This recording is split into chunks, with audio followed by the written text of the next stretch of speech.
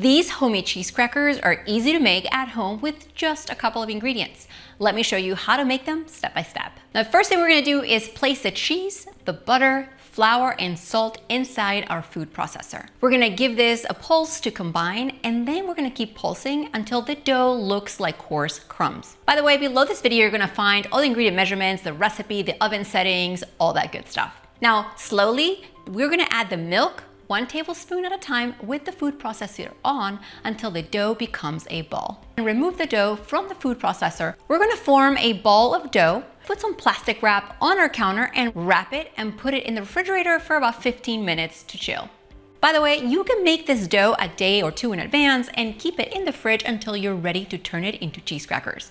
But it does not freeze well. Now, before we continue, let's preheat our oven, place a rack in the middle, and align a baking sheet with parchment paper. Once chilled, we're gonna remove the dough from the fridge onto a lightly floured surface. With a floured rolling pin, we're gonna have a good time, roll it into a rectangle until it's about 1/8 of an inch thick. You can also roll it out between 2 sheets of parchment paper if you want.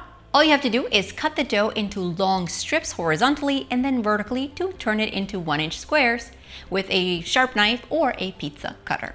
One quick tip is to put a bit of flour on the blade to keep it from sticking. Gently, you're gonna lift and place the crackers about 1/4 of an inch apart on your baking sheet. Up next, with a toothpick, you're gonna poke a hole in the center of each cracker.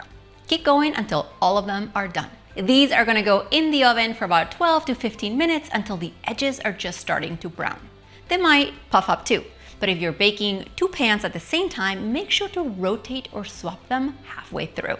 When they're ready, remove the pan from the oven and let the crackers cool down completely. You can eat them today or store them in an airtight container or zip bag for up to 3 days. Guys, I can't wait for you to try them. And if you love simple snacks like this one, you're gonna love this next recipe. See you next time.